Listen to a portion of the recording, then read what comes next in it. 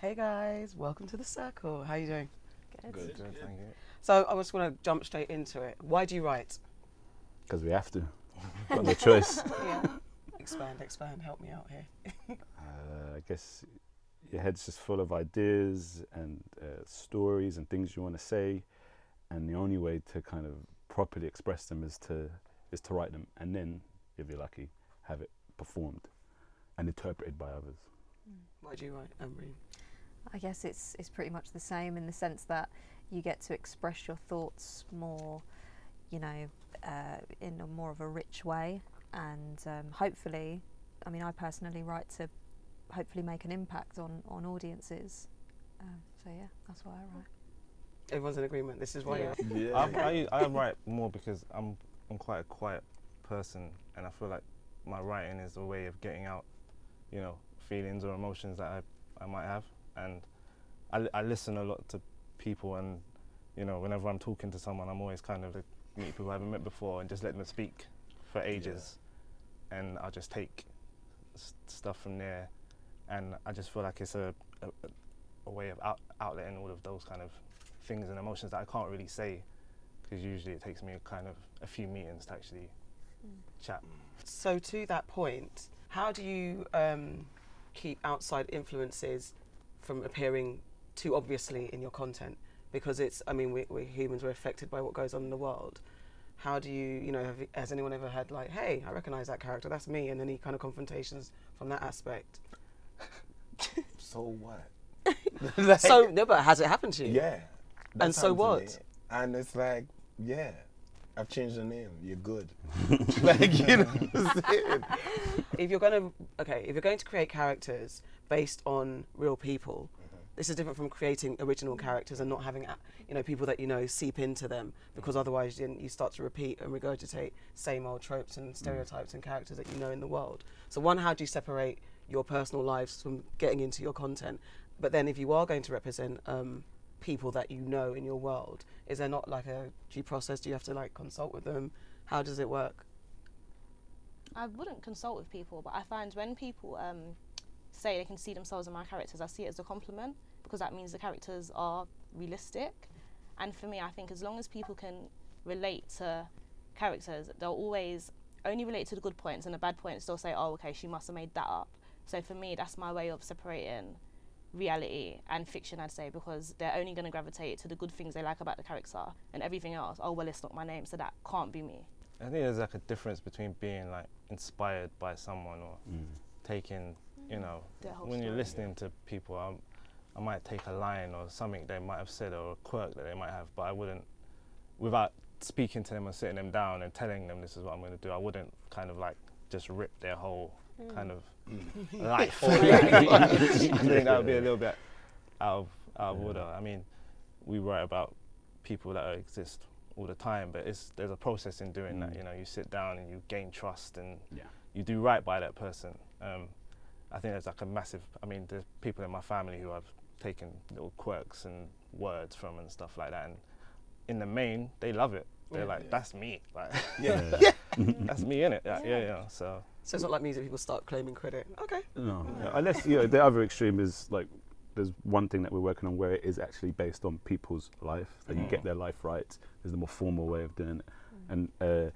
in that process, in a strange way, you want to get as much of that person as possible, but it's also about your interpretation of them as well, and I think that has its own kind of ups and downs as well, because you want to be true to them, but at the same time you're telling a story, and you have to put, or, you know, work in a duo, so we have to put ourselves into it as well. So it's a balancing act of making sure you be true to them, but also what is our interpretation of their life and what they've been through. Can I ask them, because obviously, like, if somebody going to ask me about me, I'm going to tell them how I feel, especially if it's TV. I can imagine that I may skew certain stories to favor me. Oh, this is what I'm saying. So that's what I'm saying. So how do you then now decipher how much of that is kind of like them true, or them just kind of bigging themselves like, yeah, I was a guy who banged them in the face. Like, that's where your interpretation comes into it, where you like, so you know everyone's putting their best foot forward, because you're going to represent them in some way. So you kind of have to use, I guess, your intuition, if you like, and ultimately, what is the story that you want to tell about these people? And that kind of has to, as long as they're all on the same page, has to trump everything. So even if, you know, there are unfavorable parts of their life that are being shown, if that's true to what it is that you've all agreed to do, then you have to go ahead, even if, you know, it isn't their best. I think it's about the humanity of each character as well, because obviously, you know, a lot of us write about communities that are already quite heavily underrepresented or misrepresented. So I think we have a responsibility to represent them, you know, properly. But also, you know, it's some of the, you know, communities we represent, you know, and we write about aren't pretty. You know, they can be quite ugly. But at the same time, I think it's a very thin line between exploitation and inspiration, and if you gravitate more towards inspiration, then and getting inspired by people and putting them on screen and in a way which is properly representative, forget about favourable, but properly representative, then I think you're on steady water there. So then, bearing that in mind, that you tend to be representing a community in some of your narratives, how do you, where's your audience? Who's your audience? And when you're writing, even if it's for something that's not necessarily for your audience, do you carry that audience with you as you're going? So how do you then make sure it's commercially viable? But then if you are representing a community and a certain audience, how do you keep true to them and what their expectations are? I feel like it's a flaw to try and reach everybody.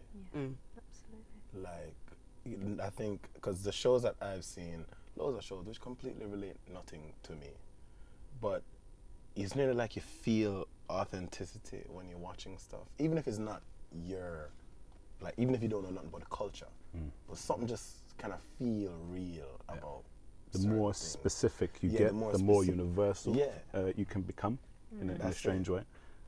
We've definitely found that. Just stay true to you know, what you believe is honest and authentic.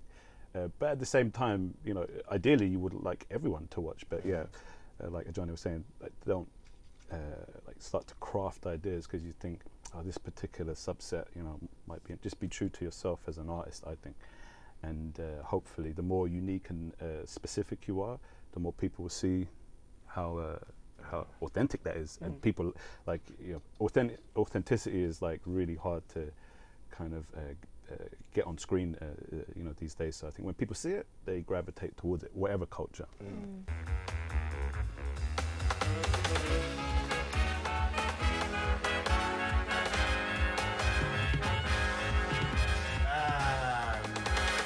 That was great, guys. Thank you. I don't know. Do you want the shoes on it? No, that's fine, thank you. It looks great. Are you sure? It was beautiful, love. Can we just do it one more time? I course. feel like I could just make it perfect. Anything for you, love, of course, thank you. Sorry, are we doing that again? Yes. All right, good stuff, guys. We're going to go for one more. First positions, please, everyone. Sam? Speed. Roll camera. Rolling.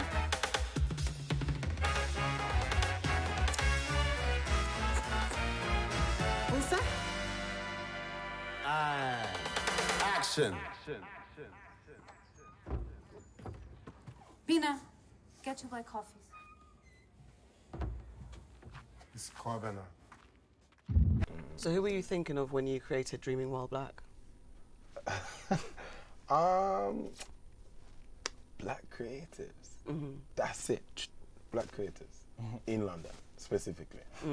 But then again, because I felt like I was trying to hit a particular group, loads of people from all kind of walks of life have been like, "Yo, that's me."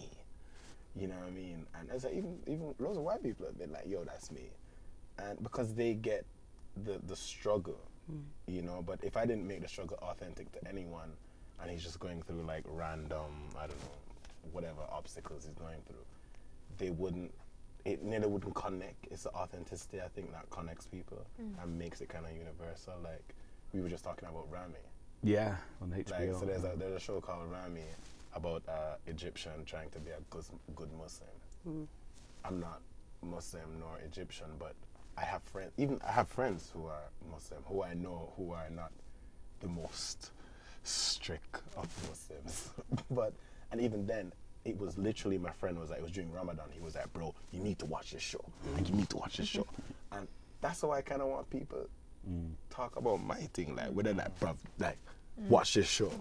Yeah. You know, so I feel like that, yeah, as long as you're authentic, it will come through. Yeah, I think so. So you don't carry the baggage of an audience having to respect, because you wrote, you created Hounslow Diaries. So tell us about that story, and who was your audience? Who were you thinking of? I mean, you know, there was something very exciting in specifically writing it for young Muslim women, because it's, again, an audience that I feel isn't tapped into enough. However, I did have a lot of just young women who are just simply balancing two coexisting worlds contact me and say that it reached out to me. You know, whether you come from a heavy, like a very strict Christian background or Jewish background, or just, you know, a place where you feel like you're not able to come of age. You know, you're stuck in an environment where you just can't come of age. I had a lot of people contacting me, but a lot of young women generally, but it did feel very nice to reach out to young Muslim women, because I saw the struggle of young Muslim women trying to come of age when I was at school. So that was really, really exciting, but I am glad that it did reach out to a much wider demographic. Is she praying? Revising? For devout. What? VIP bar, fam? Yeah, I heard. So? We're gonna get caught? It's in central London, bruv. That's like half an hour on the tube. That's so far. And Hounslow's got everything we need, and we can just go Rumours, and it's only 10 minutes away from our houses, so we don't even have to use public toilets. But we can smoke shisha anytime, and Tasha's brother's got us ID. And 3 Nando's cards then. It's gonna be really loud, and there's gonna be alcohol. No one's looking to get licked, fam. Yeah, but what if someone spills it on us? We burn and dissolve. Is there such thing as the perfect script?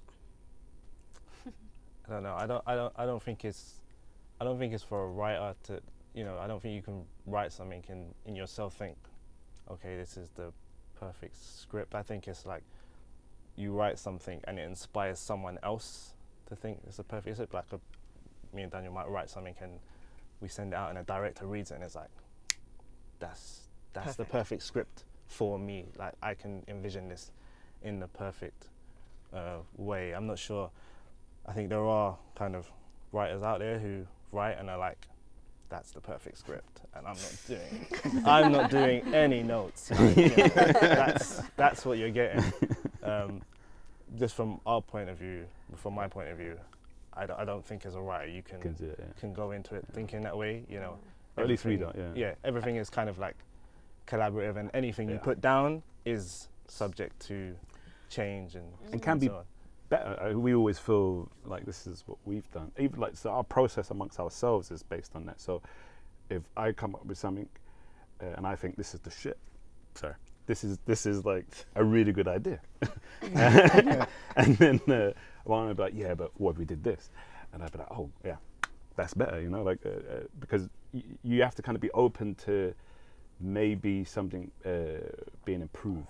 Especially I think as a screenwriter, maybe it's different for different writers, but screenwriting is so collaborative. There's so many other people coming in interpreting your words. If you're not that way, you're gonna have some difficulties, really. So yeah. So to that, I wanted to ask you two about working together, because you do come as a pair. How does it work? Do you like write a line, fold it over? You write a line. Primary school style. Yeah, man.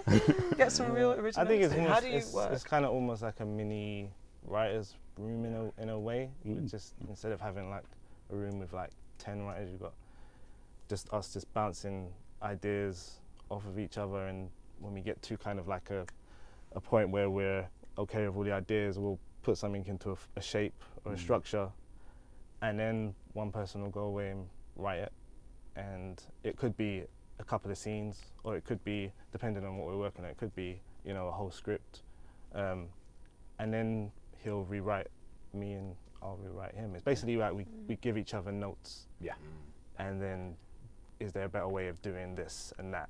Yes, okay, and then that person will go away and write it. And it's not until quite late on in the process, almost like when we're about to deliver, I think, where we'll come together and do like one full pass. Yeah.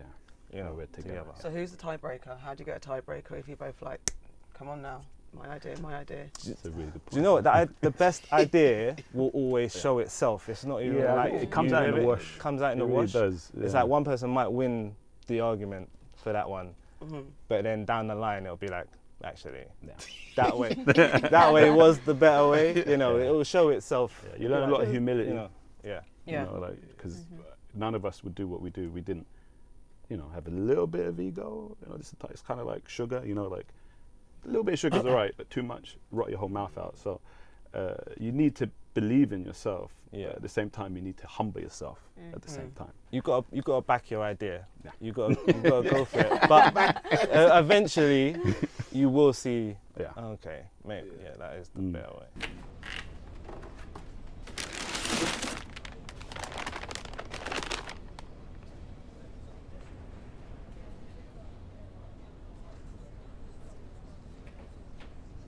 Is that her blood? Do you recognise? It's hers. Is that her blood? We're running tests. Do you know who was in the house, who was living there? Not yet, but we're all hands to it. I'd like to go, please. Have you seen Nelly lately? Not really. Why? He's still under investigation, Claire. He's still not cleared of having some involvement in Jodie's disappearance. Can I go, please?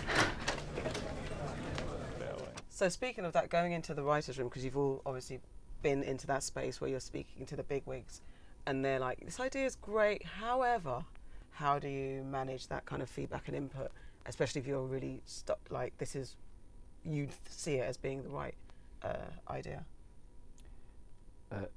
Anyone? For Marlon and I, we've been in writers' rooms where there is like, you know, a showrunner or a lead writer, so it wasn't like our idea. So that being the case,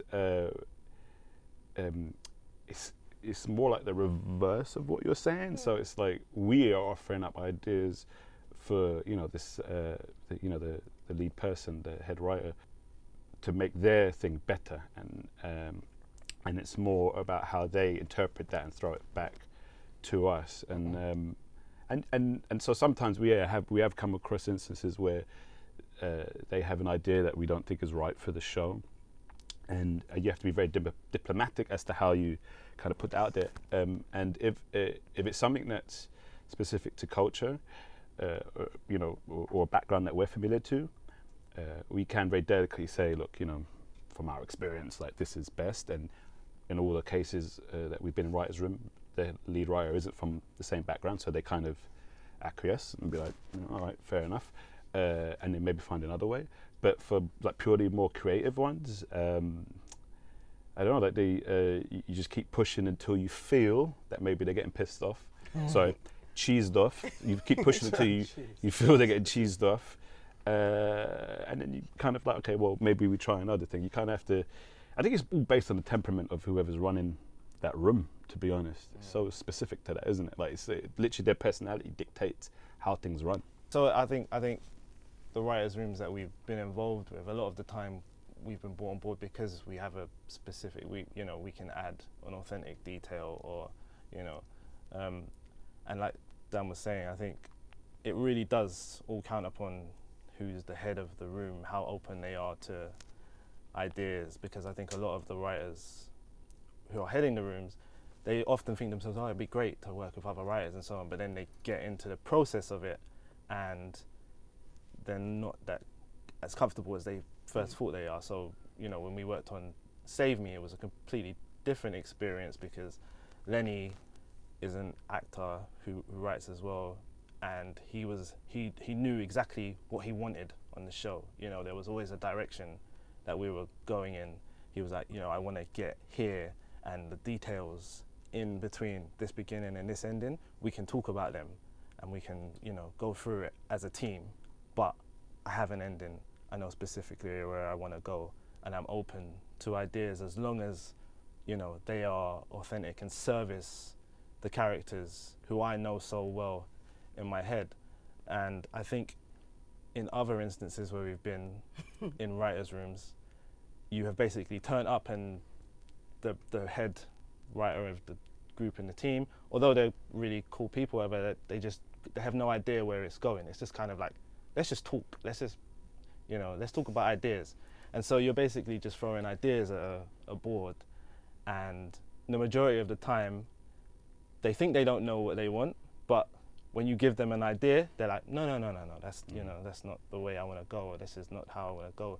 And so you're kind of like going round and round in circles. And I think that can be where writers' rooms are a little bit challenging and difficult. The way Save Me worked was the best way, because you basically, way we would describe it is like, give the writer a sandpit, you know, a square with sand in it, like a sandpit to work in. Tell them they can build any castle, just don't come outside of that sandpit. You can do anything you want in this, you know.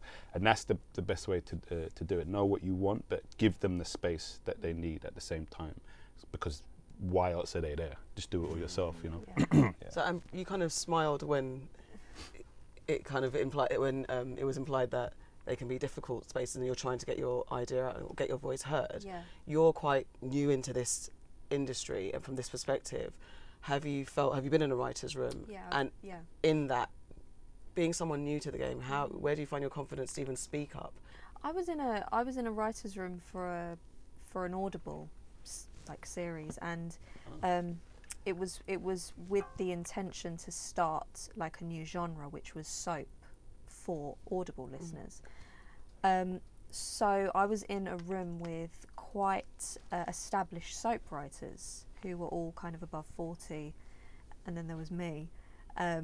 However, I think that we're now moving into a new place where a voice maybe like mine in an environment like that is a little bit like, this is young and fresh, as opposed to this elitist attitude of like, no, you can stay over there, you know, you're not as experienced as us. Now there's this kind of thing of like, I don't want to call it like a fetishism, but it's like this thing of like, oh my god, there's a young fresh voice there, let's grab it and let's use it as much as possible. So I think that was quite an exciting process, and also to see how much more established writers deal with a process like that, because, you know, as a young writer, if someone says you have to have a draft in by this date, it's like, okay, I'll get a draft in, and you know, these writers are like, we'll get it in when it's ready. And it's like, oh, that is that's actually nice. There's something we came across working with more established writers, is that they really push back on notes and deadlines, but they can do that because they're allowed that, well, they're given the leeway to do that, and they get away with some things that we could never. And sometimes I think we feel that, you know, if you need to do that, that's great, but like, I don't know, like it can promote bad behavior, you know, like in the sense that you could be a bit diva-ish, and the more kind of like, if you like, I don't know, disciplined you are, the better, really, as opposed to kind of throwing your weight around. So how far do you have to go, or how many credits do you need before you can start throwing your weight around and pushing back on notes? Because again, if you're coming with something that you know inside and out, especially if it's an authentic story to you, when do you? Well, when we were talking to the guys about this earlier, before we started, when Marlon and I were working on Run, we found that we could be slightly more aggressive, if you like, if we want to use that word, in pushing what we wanted, because it was totally from our experience and all people that we knew, and the producers on it were and you know, and the guys at Channel 4 were not particularly from that world, and so if they wanted something changed, we could be like, no, like this is, like for example, you know, the barbershop in episode 2. You know, it had to look like what a black barber looks like, especially one that hasn't been updated for a while. It was like it wasn't like one of the new ones where they got like all the glass everywhere and like the laser lights underneath it. It was like an old one, you know, from like 80s time, and we were very specific now, you know, and had to spend money on that, you know. Whereas, you know, if we hadn't pushed on that, maybe maybe they would have just done a cheap option. Even shooting on location in and around like Brixton and Clapham and other parts of South London, we insisted on instead of going to other places. And we could do that because we I guess had the weight of our experience. Whereas like if it's something like science fiction, where maybe people feel that they can, you know, have more of a say, then we found that there's probably less. You have to kind of listen more. Yeah. So Atlanta, you were found via social media. So is there a difference when they come to you? Do you feel a bit more power and more control because people are coming to find you to get they're seeking your voice out, your authenticity? So for the commission I've got at the moment with BBC Three, I wouldn't say they necessarily came to me as such, but the production company put their call out on Twitter. So in that sense, writers came to them. And from then I was shortlisted and picked. I would say, as a new writer, I don't feel like I've got the most power in the world, but I think it's about just making that mark so that one day I can. So I guess when they came to me with like what they wanted to create and stuff, it was more so, okay, I'm going to be very respectful of what the idea is, but what can I bring to this that will push me as a writer? And it was just about following that process and really just finding my feet. So how did that commission come about? So the company that I'm working with, Big Deal Films, they approached the BBC Three with this idea of this show they wanted to create, and then they was given the opportunity to find a writer to write it, and they put that call out on Twitter, and that's how I was found. Can you tell us the name of this show? So it's called Oi Pussy. Say that again. Oi Pussy. What's it about? Yeah. So it's about an estate in South London, and it's about animals that live there. So these aren't like feral animals, they actually have owners and stuff, but it's more so the whole estate lifestyle and etc., but through, I would say it's just a different perspective, so we're seeing it from the animals that live there. When you created Dream Your Eyes Black, do you feel like, because this was your idea, do you think if you were in the writer's room setting, it would have been the same, come through the same way, or do you feel like if there was other input, it would have changed or shaped the narrative a bit, or do you know what I mean? 100%, because I had a writing partner, Ali, who came on halfway through, so I had already written drafts of all the episodes, and he kind of came in, and just him coming in, we restructured the whole show, and even cut an episode. So like, yeah, for sure, I feel like it would have been better. I feel like that's, because just more minds, you know what I mean? And obviously I know that, cool, the character starts there, he ends there, and this is the kind of thing that happens. But yeah, I definitely feel like more minds would, even now, going forward, we're thinking, actually, we could add another mind to it. So what's happening with it going forward? So we've been commissioned for the pilot at the moment, which is great. So, and that's a half hour. So I guess we're writing season 2 as if it's, season 1, in the sense where the story continues, but we're going to reintroduce everyone because obviously it's a new platform, it's a new format. So yeah. And that's BBC 3? Yeah. So I don't know the details. BBC. I don't know where they want to put it. But there is a hierarchy in channel and. Yeah, no, for sure. I do think it is BBC 3. So what's the pinnacle platform in order? Can you name like top 4? Are you allowed? It'd have to be. No, I mean, to be honest, I feel like it would be an international, just from a views perspective. Like if you're with a local broadcaster, even if you are, I would still want to be like bought and distributed internationally. I feel like you'd still want that just for the viewership. You know what I mean? I don't want just England's in the thing.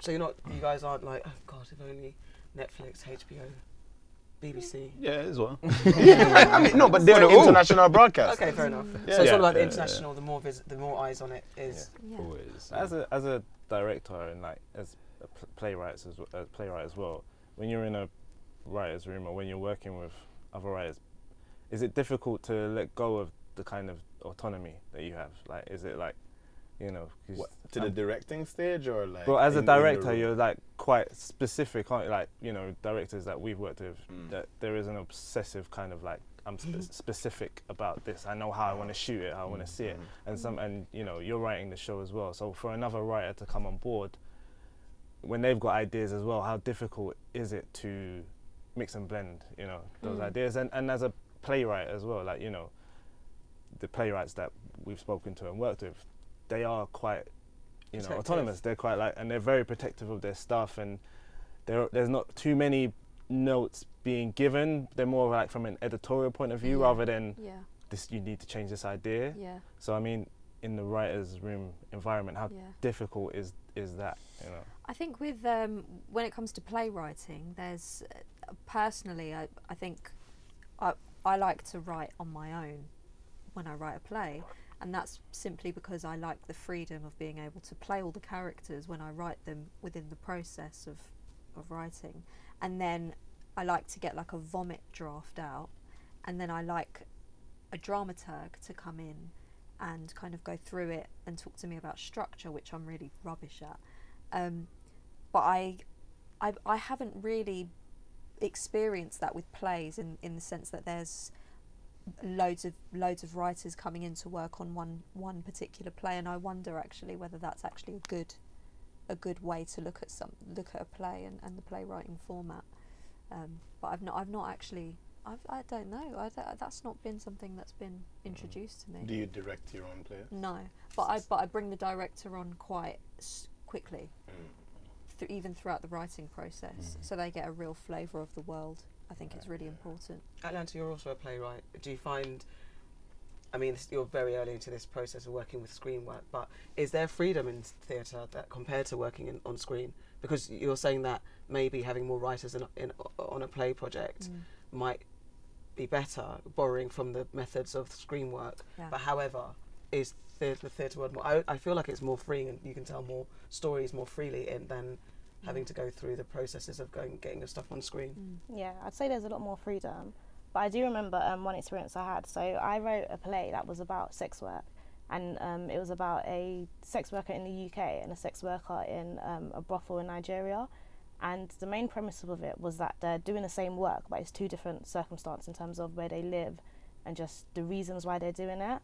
And for me, this was going to be about two black women, and I wrote this into the play. And, you know, like, I didn't feel like I really had to explain anything further than that. I'm a black woman writing work about black women.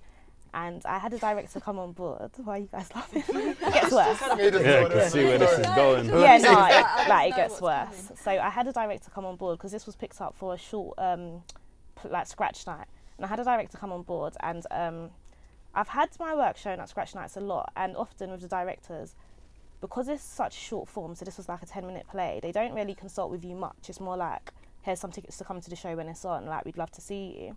And that was fine, and it's usually been fine. But when I did come to see this show, it was suddenly about this black sex worker in Nigeria and this white high-class escort in London.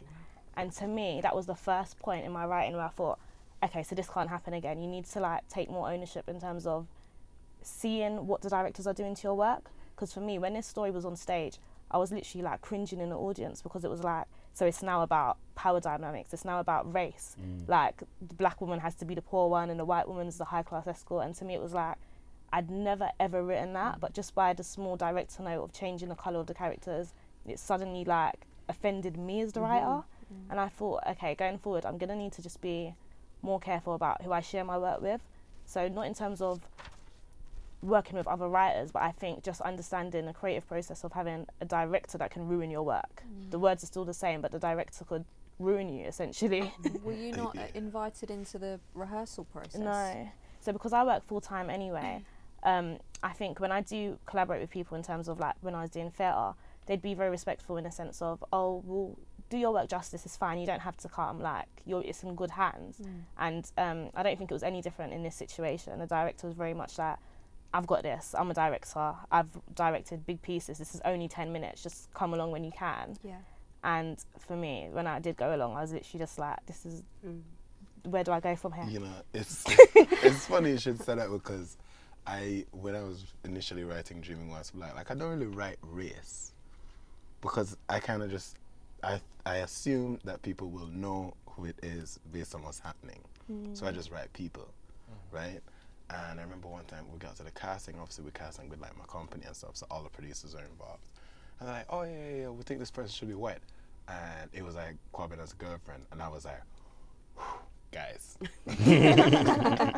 Like, but in terms of like, it's funny I said directors, you know, interpreting your work. Because I'm a director, I guess I write shots. So if I want it to be a close-up, I'm going to write a cup is half full on a table. I mean, so I'm trying to write just to kind of tell the director, like, this is what you should shoot. You don't even know what else in the room right now, so just shoot the cup on the table. You know what I mean? So I try to, and particularly now after doing season 1, I'm definitely more conscious and definitely write very much like, this is what you're seeing.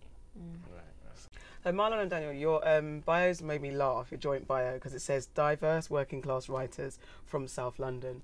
So with diversity being on the tip of everybody's tongues and the forefront of everyone's minds, how important, all of you, is your heritage and your social class, your social standing?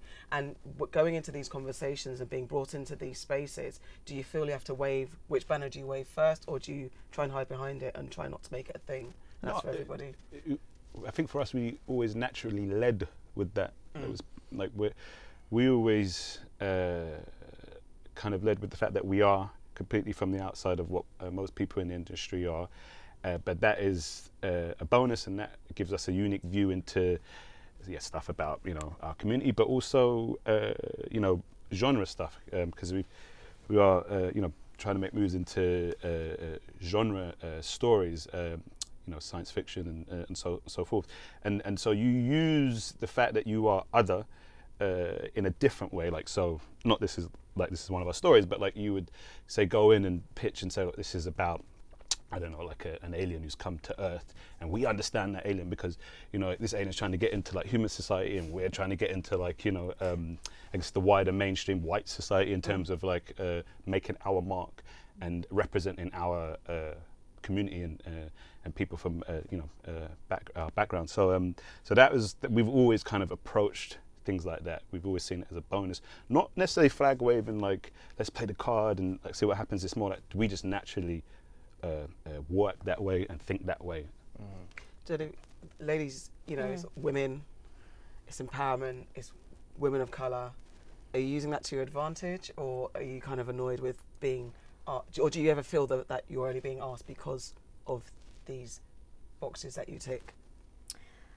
I think, like, I always try and go back to the human story of whatever I'm telling, and predominantly I think as a young new writer, I do, you know, I write based on my experiences, but you know, my experiences as a young Muslim woman, you know, has previously, you know, for example, people who I've known have been involved in the prison system, and you don't usually get that representation from a Muslim character on screen, but that is my experience. So whether that's a Muslim story or not, it's a story, and they are Muslim characters or they are Pakistani characters, but I always like to go back to the human story of something. What about you as a person walking into the room?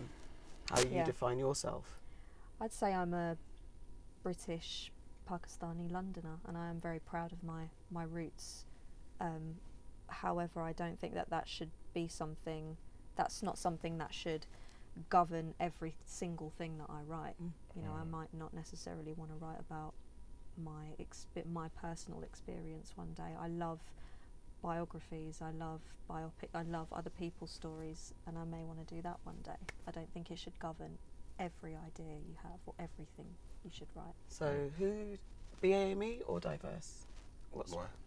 BAME or diverse? To be honest, they're all corny, really. It's just a case of trying to like find the lesser of, you know, that's how, you know.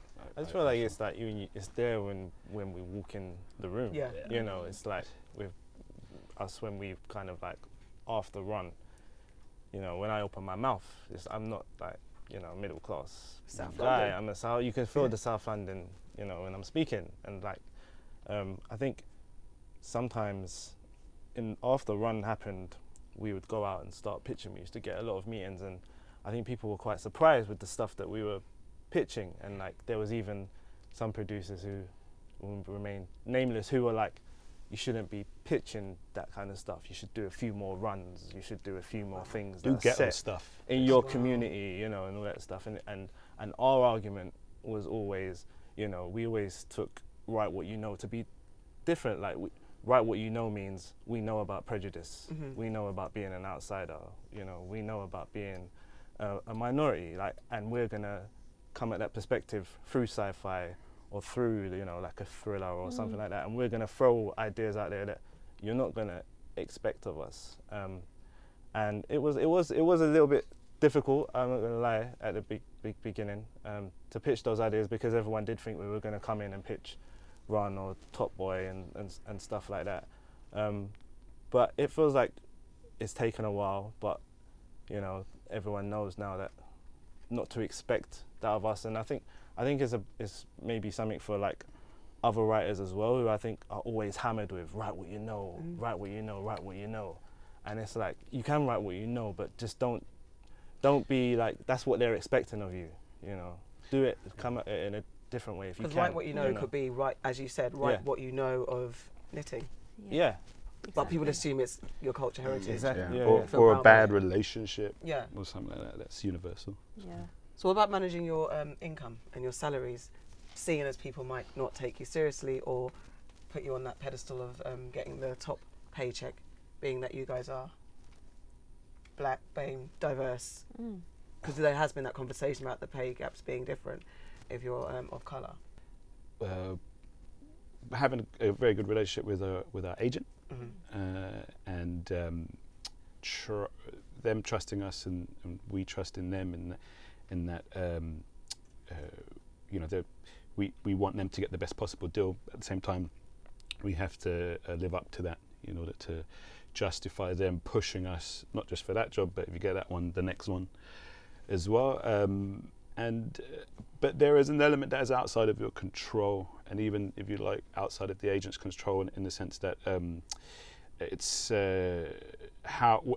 Well, I guess I'm talking from a perspective of, if you have a particular thing that you've done already and it's out in the world, how popular is that will dictate how much your agent can use that to push.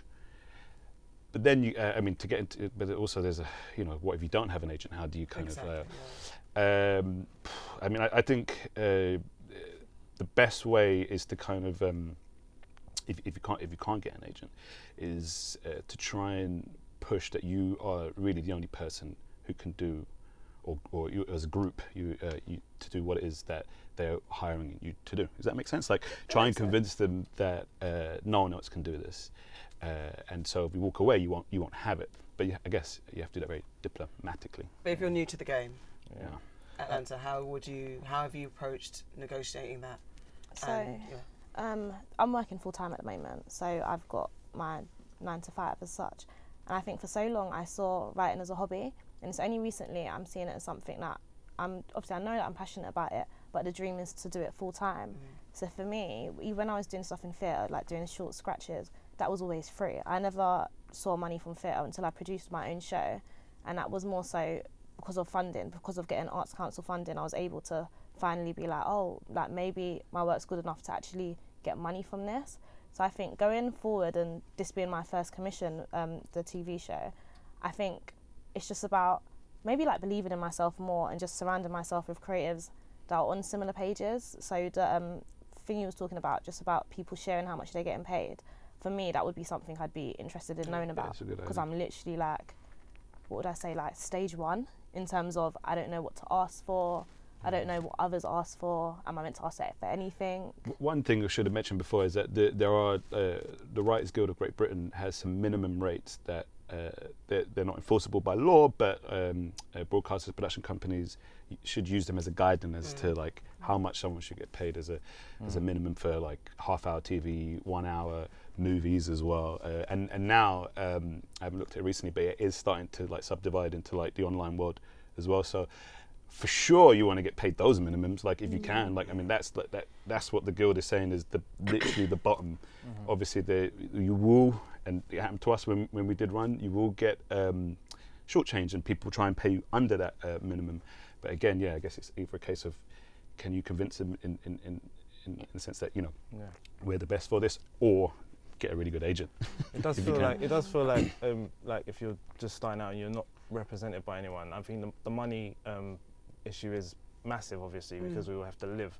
And it does feel like there's kind of like a community feel amongst writers at the moment. So if you reached out to someone and, you know, asked them a few questions and stuff, I'm sure they would, you know, help you out or find some way to help you. But I think if you're just beginning, an important thing as well is just to cover yourself for your own ideas. Like, so your contract is about more than just what you're getting paid. It's about, you know, who owns your idea, how much control you're giving up of your idea. You know, as a writer, I think when you're beginning, the money thing is huge, of course, because you have to live, but also massively important is how exposed you're leaving yourself to, you know, once you've signed on the dotted line, who's going to be in control of your idea and, you know, other writers and how much you get to write of that and stuff like that. Just protecting yourself in all instances that are more than just financial, you know. I was going to say, because on screen work, if you're doing like a feature and someone comes in to rewrite parts, how do you navigate that space? Like, it's your idea, your initial script, maybe someone's come in and changed something up from the company. I don't necessarily understand the dynamics of that, but then how do you then, especially if you're new to it? Do you mean as in if another writer comes on board? Then I think that they would get paid a separate fee of some kind for their time, specifically for what they write.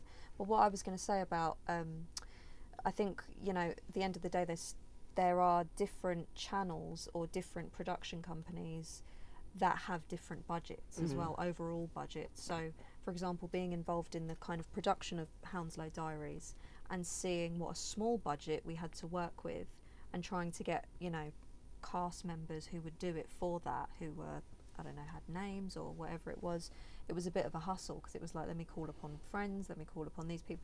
But I think there does need to be a kind of investigation from agents in terms of the entire budget of what the production is and what percentage the writer is getting from that, and working that out, as opposed to just saying this is your fee sort of thing. So yeah, I think that obviously, you know, it varies. Do writers get royalties? That's contracts. That's literally a contractual thing. Sort of through what's that? If it's on television, you will get, like, it's nothing basically. Yeah. I just basically cut straight to the chase. You do, but it's like it's minuscule. I'm talking like a tenner or something like that. Do you understand what I mean? And how do you find a good agent? Because it sounds like you need an agent. Pretty sharpish. Yeah, you do need an agent. That's a tough one. Yeah. Are you all represented? Yeah, I don't have an agent. So, what are you going to do next? Really? Yeah, do now. Like, you've got I've had a lot of people approach me, but I think working quite closely with the production company that I am with, Big Deal Films, they've kind of drove home that make sure it's the right person, and I think they've just told me to, like, hold off on accepting people just yet. Just wait until the show's out and then just see who approaches you then, because they've actually seen your work rather than just heard your name and heard something's coming. So yeah, I'm not represented by anyone. How long did it take? It can take a while. You gotta find the right person. I mean, I would say get it done. I would go against that advice. That's in their favour, that you don't get representation now. Best advice. What they said is nice, is true to some extent. Yeah, definitely. Like, wait, but who's fighting for you? What if they come to you and say, we're doing this? Where's your rep who's going to say, nah, she's not doing that, or blah, blah, you know, like, and also that's a bit, like, sus. I'm just saying. So get agent ASAP, okay. Man. When you leave here today. Yeah, go and call some people back. Answer a few emails. I mean, this is why it's good to talk, right? So going back to a little bit about the creative process, should a writer stick to genre? Is the strength of a good writer one who can write across genre, or should you just do one genre to perfection? I think it's so dependent on your upbringing and your experience and what you gravitate towards. I know that writing something I don't want to write about is like doing a marathon with no water. You know, it's like, it's just it's the worst thing. But for example, I find it very, very hard to write rom-coms or anything romantic at all. Like, I gravitate towards comedy and thrillers and drama. But rom-coms I have no, and sci-fi, it has to be so grounded into reality, like it has to be set in a job centre. So is there something on screen? Oh, has anyone else got to? No, I was just gonna say I feel like for me at least I like stretching myself. So I like trying things that I haven't done. So I do sometimes try to write, even if it's something which I'll never pitch to anyone or just try to myself. But I do sometimes try to stretch myself to imagine another genre, kind of work in that genre, because all genres kind of inform each other in a way. So for me, sometimes I do it as like a learning process, so to speak. So is there anything on screen that you guys are watching that you would rewrite a scene or the whole script, tear it up and start again? Be honest. Wow. You know, we were talking about years and years, because I just caught up with it a bit late, obviously, and I enjoyed like most of it. But there was a particular relationship between I forget the actor's name, Russell Tovey, and this guy who became his boyfriend, that I felt was just slightly undercooked. I saw what he was going for, and obviously, you know, he's a big writer, Russell T Davies and all that, but I just felt that he could have worked a little bit more to make me believe that one meeting between them meant that this guy fell in love with him, and that, I don't want to spoil the show too much, but when something really big happens later on, that he would drop his own family and his own loved ones to go back to this person he met once, to spend the rest, like, we're about to die, the whole world's like about to go up in flames, and I'm going to go back to you, and I met you once. That's nice, like on paper, if you read that, you'd be like, wow, you know, that's like, you know, there must have been a connection there, but the way he did it, I felt was like, you could have like, just do it. It was good, but like, a bit more to kind of, you know. It's a difficult question for writers, because every single thing that I ever watch, every scene I watch, I'm subconsciously rewriting it in my head, or would I have done it that way, or would I have thought about it in that way? But are you writing it to improve it, or are you writing it because you're putting your I'm thinking about myself, and I'm thinking about where the writer's head was when they wrote it and why they made that decision. I mean, there's like so many. The one that comes to mind is I probably would have rewritten the whole of the last series of Boardwalk Empire. It's like, interesting. It's like I loved that series. It's so good. And then we got to the last series where I was just waiting for like this big ending, and basically it was a series about everything that we already knew about. And they'd already told us everything that happened in that last series, and I was just like, no. So that, yeah. Actually, I don't want to say actually no. Let me be honest. I feel like Bodyguard. I remember watching the first episode of Bodyguard and thinking, yo, this thing's bad. And the episode, and I feel like everything that they built up, all the themes and all the kind of possibilities that they built up, when you kind of saw who orchestrated it the whole time, I was like, oh. Yeah, I was like, nah, bro, you set up this whole net police conspiracy, government's conspiracy, so to kind of just dash it back on the initial character, I'm like, yeah, I would have changed that. Yeah. Okay, so who's got it right? I want one show from all of you, or film. Who's got it right that you'd struggle to rewrite or change? The Wire. Okay.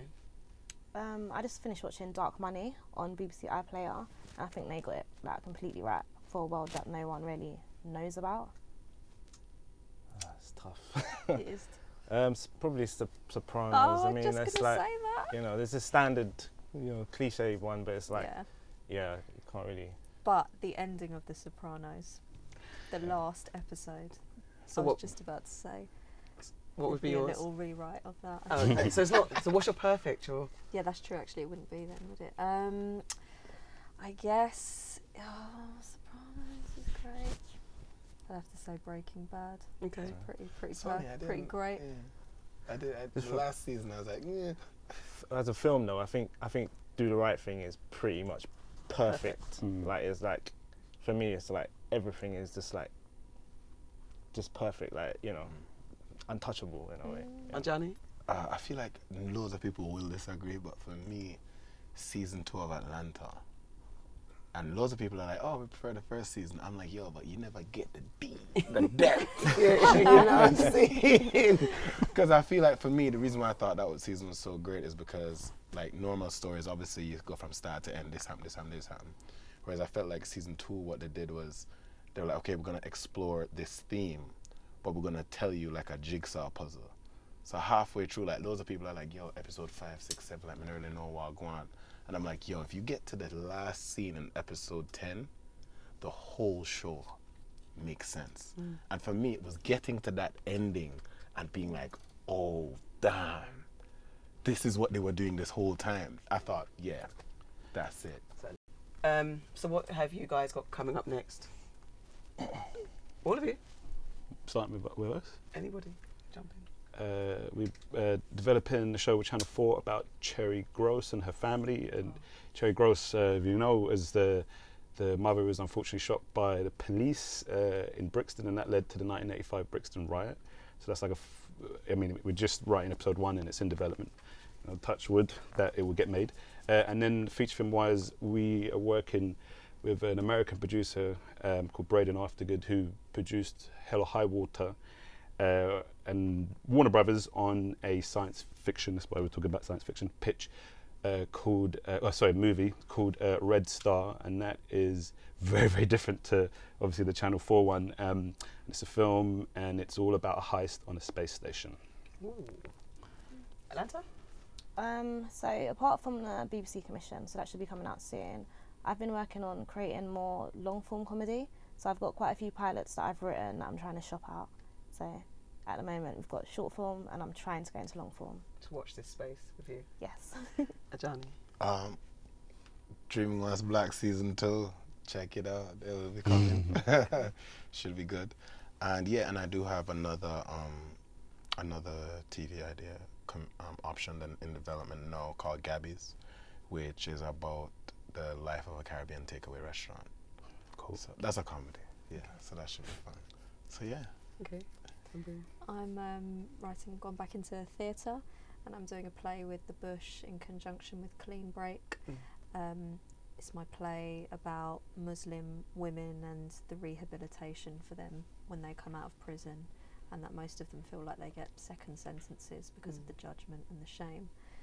So I'm doing a lot of research and residencies at the moment, and a comedy, this is going to sound awful as a comedy, for BBC at the moment, maybe BBC,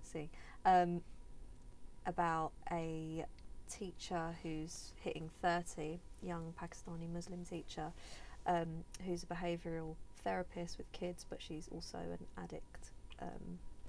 So theatre, TV, balancing two at the moment. Is there anything secret you're working on, Marlon? Secret? Yeah, that he doesn't know about. I'm trying to wrap my head. There's not that I can think of. I'm trying to make something up that's like sexy and exciting that to just throw out there. That's not even true, but no, we've written an episode for the second season of Save Me. Okay. As well, so that starts shooting soon. So that's quite exciting. Yeah, very. Yeah. So yeah, please watch it. So we could get a third one. That's why. Thank you, guys. Thank you. Thank you. Thank you. Thanks. I want to introduce you to a little section called The Process. So now this is where we're going to see you guys at work, how you get your creative minds flowing. So, you guys ready? Look scared. Don't be scared. So as a group, we're going to give you a theme. The theme is legacy. Now from this theme, I want you to come up with an idea, the genre, the format, and 4 characters, what they want and what their goal is and who they are. That's it. Starting with its legacy, so I don't know what kind of things come to mind. Yeah, so we were saying off camera, because I know you've got something cooking, that the only reason why we need legacy is because we die, right? We need to leave something behind for the loved ones or the world, whatever. And if we never died, if we could live forever, would we really need legacy? So that seemed to spark something for Adjani. Because I remember I was talking with a friend of mine, and we were talking about what music would we play for our kids. So like Sunday, people are cleaning, you play tunes, right? and who would you play? And I remember our Bridget as a joke, he was like, yo, you don't set my life, flow rider, done. And I was thinking, so when you said that, I was thinking, wow, what if it was like some former artist who's known for like, say, pop stuff, or just known for like super commercial stuff, but wanted to be remembered as like a serious artist. You know what I mean? So yeah, like that's what I kind of. Well, maybe just because that's like very specific to music and it's good. It will have like I guess some comedy beats within that. That maybe that's one character, another character. Because I'm just gonna go back to what I said before, and this is where I guess the genre is gonna like. I don't know who's gonna kill me for this. It's probably gonna be like comedy or something like that. But like, what if they are someone who cannot die? So therefore, the way they think, they're not really thinking about like legacy. If that makes sense. But would they? Because at some point it become outdated, right? Like we know at the end of the day we don't longer think about you. Yeah. So is it that they're trying to rebrand? What is someone who struggles to rebrand as like something else? Who else is with this character? So you've got an artist who either doesn't die or wants to be remembered better than he is existing now. Who are the people in his world? It feels like we need a character that's the person that in some way influences this change. Like like not a guru type character, but like someone who like they look up to. Yeah. Or maybe even just like a Bertrand who was like wasn't his yes man. Yeah. So I'm just going back to this character who can't die. Maybe on this character. What if it's a bit like that Jim Jarmusch movie about like only lovers left alive, or a bit like what do you call it? What they do in the shadows. So there's this artist, and he meets this like I don't know, like immortal person who's like, look, what you're wasting your life. Like I can't really have legacy because I'm always going to be about, but you could leave a mark on like society, and that's what like inspires this guy. Like, oh fuck, okay, maybe I should do something. Is that good? Yeah. So wait, can I? Yeah, go on. He's like, nah. I think also if they've got a date, I'm really particular about dates, but I think that person that you're talking about, the immortal person, if they're saying to this person like, you're on a time scale, you've literally got till this time to get things better. I think that would drive the urgency of this person wanting to like change their lives almost ASAP. Like that person says you're going to die on this day. Yeah. Like you've got 26 days left to change it around. Okay, so we like this. So you're saying that 26 days. That's the title. 26 days. 26 days. So this artist has 26 days. This music artist has 26 days to change his legacy to drop a good song. To drop a good song. That would be remembered for. Yeah, that will be remembered forever. And this is definitely a comedy, right? Yeah, 100%. It's a comedy. Is it a film? Is it a TV series? What is it? It's a film. Yeah. That's like a finite film. But then I would nearly argue. Did you see that film with something in the outfield? It's like a baseball film. Angels in the outfield. Okay. So I was wondering, what if he isn't immortal necessarily, or he's just died already? Oh yeah, that's even better. So who's died already? So that's how we know he's dying. The person that's changed the artist's mind to write the friend, the guru, brethren, or that guru character who can't die is already dead. So that's how we know it's 26 days, and it's like, yo, I was in heaven. I'm kind of seeing the timesheet, and they're like, yo. So is this music artist male, female, non-binary, black, white, Asian? What? We need 2 more characters, by the way, and we've got a few minutes left. 2 more characters. Yeah, and also the main character. Maybe he has I've said he. Sorry. Yeah, let's say he.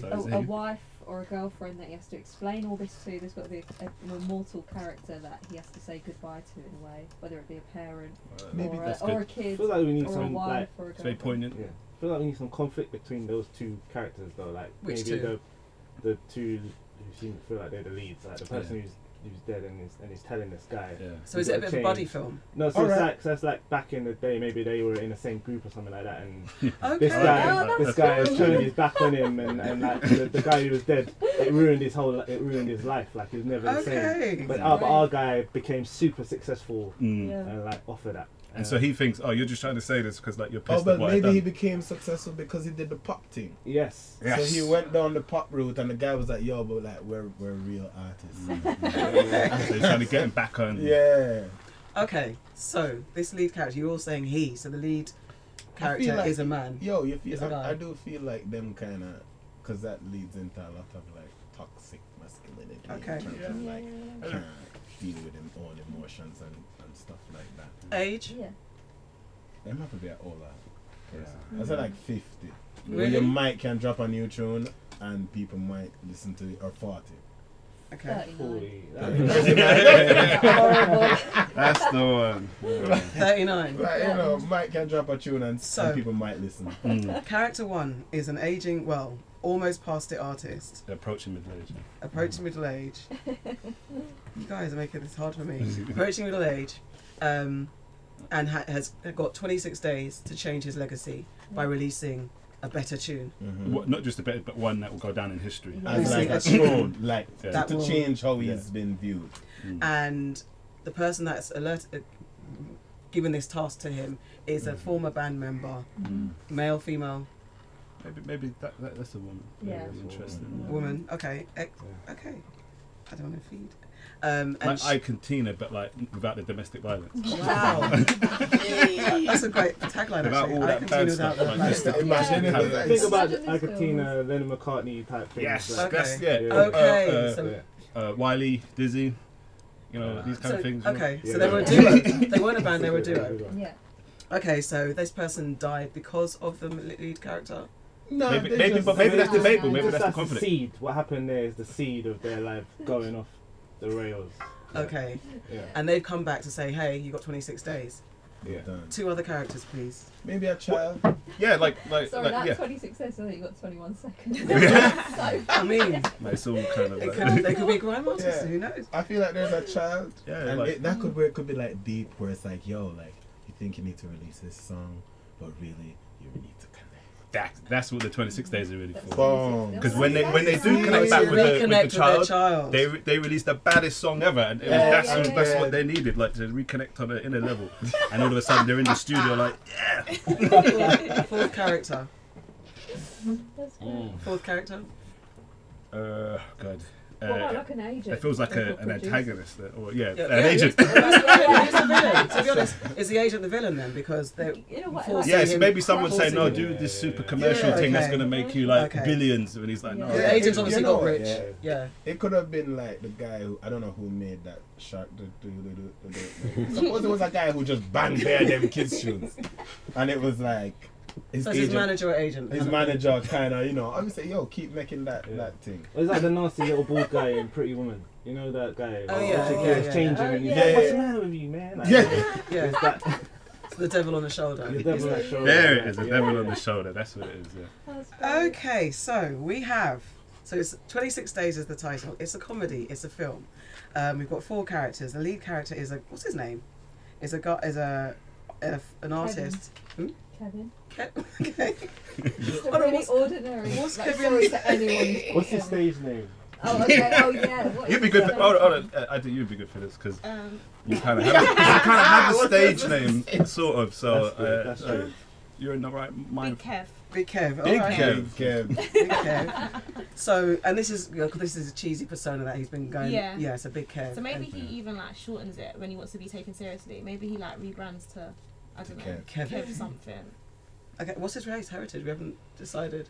You know what's interesting? Like, I didn't even know there was an Asian guy who made a big reggae tune back in the day. Original, are you Kev Patchy? Yo! You didn't know? So obviously you just hear the tune, and I heard that in Jamaica. So obviously if you hear say, yo, he's an Asian brother. I was like, oh, snap. So he's Asian. We don't know. It could be No, a he's swing thing like that where you don't make him decided. And then his the partner who's come to remind him about black woman. A black woman. Okay. Maybe that's him. But it'll work itself. Okay. So is there anything else you want to feed into this? Because we're going to pass this on to some developers to see what. Yeah.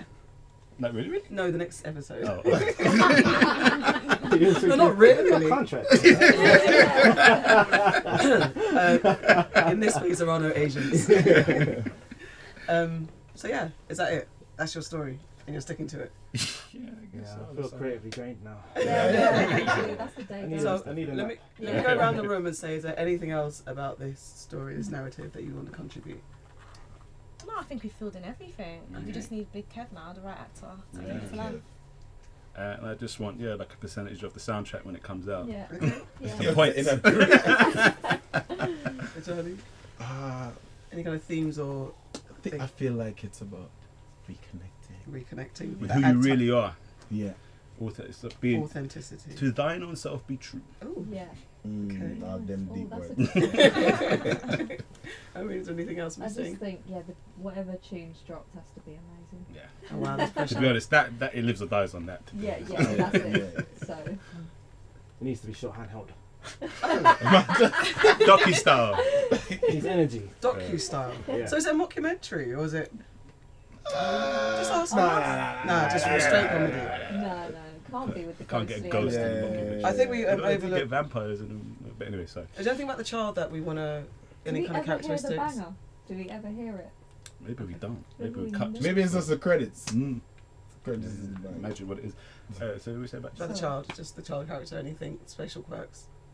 I guess strange dad means maybe they're slightly wayward. Okay, wayward. Maybe, and it's about trying to get them onto the right track as well as reconnect emotionally. Cool. I think they should really hate him. Like the child should really hate the dad. Really hate the dad. I'm not sure why. Probably because because he's that famous. Because it's like I'm the son of, or I'm the daughter of. And he's embarrassing. His friends embarrass him. Like your dad makes those stupid songs. Like he hates him. Cool. And that's it. End scene. Yeah. Thank you. That was the process. This is great. That was fun.